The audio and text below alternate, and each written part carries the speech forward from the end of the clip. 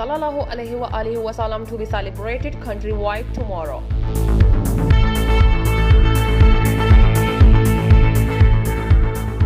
3,12,638 patients recovered from coronavirus in Pakistan.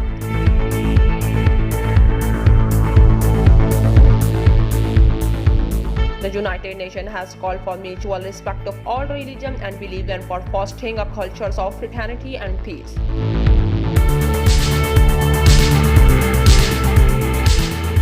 In Vietnam, 13 people have been killed while 40 others went missing in landsliding. China said the development of bilateral relations among countries should be conducive to regional peace.